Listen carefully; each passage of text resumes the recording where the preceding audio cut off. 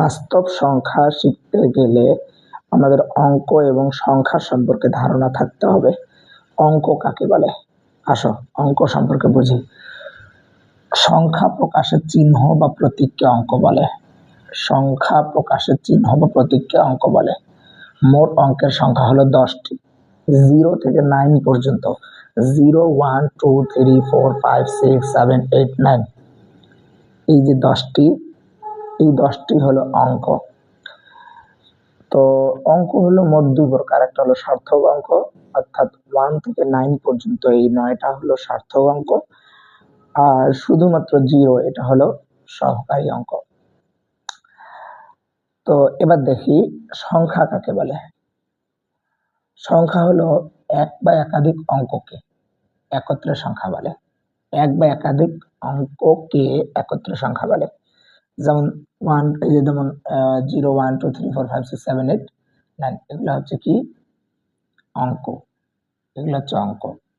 তো এগুলো প্রত্যেকটা কিন্তু সংখ্যা, প্রত্যেকটাই সংখ্যা।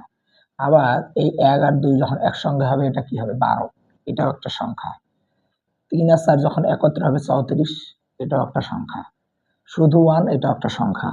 এজন্য আমাদের একটা স্লোগান মনে রাখতে হবে যে সকল অঙ্কই সংখ্যা।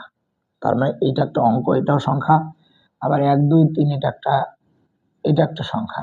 এখানে কয়েকটা 1, 2, 3, 1, 2, 3 প্রত্যেকটা কিন্তু অঙ্ক একটা একটা, কিন্তু একত্রে মিলে হয় সংখ্যা। আবার শুধু 9 এটাও সংখ্যা। আচ্ছা, এখানে একটা ছোট্ট বিষয়, বাস্তব সংখ্যা আমরা বুঝতেছি। তো আমরা বাস্তব সংখ্যা বোঝার আগে অঙ্ক এবং সংখ্যা বোঝার চেষ্টা করতেছি। তো বাস্তব সংখ্যাটা কি?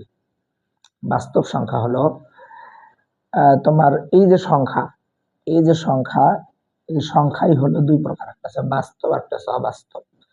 বাস্তব আর অবাস্তব। এই যে বাস্তব আর অবাস্তব সংখ্যা, বাস্তব সংখ্যাটা কি?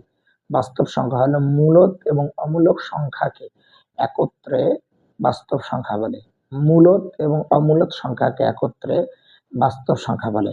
মূলদ সংখ্যাটা কি এবং অমূলদ সংখ্যা কি ইতিপূর্বে আমরা একটা ছোট্ট ভিডিও তোমাদের দিয়েছি, তোমরা এটা দেখে আসতে পারো। আমার ভিডিওর যে আর আমার ভিডিও যেগুলো আপলোড করছি এগুলাতে দেখবা মূলদ এবং অমূলদ সংখ্যা সম্পর্কে সুন্দরভাবে আলোচনা করা আছে। তো আমার স্টুডেন্টরা বলল, স্যার মূলদ এবং অমূলদ সংখ্যা বোঝার আগে বাস্তব সংখ্যাটা কি একটু শুরু থেকে বেসিক থেকে আমাদেরকে বোঝান। এজন্য আমি তোমাদের এই পর্বটা উপহার দিলাম। তো তোমরা যদি এই বিষয়ে কোনো বিষয় বুঝতে না পারো তাহলে আমাকে অবশ্যই বলবা, এবং নেক্সট ভিডিওতে আমি বাস্তব সংখ্যা, অবাস্তব সংখ্যা মানে মূলদ অমূলদ নিয়ে পাশাপাশি আরো যেগুলো আছে, যেমন পৌনঃপুনিক বলতে কি বোঝায়, আরো যে অনুশীলনী 1 এর যে বহু নির্বাচন এগুলো আছে, এগুলো আমি আপলোড করবো ইনশাআল্লাহ।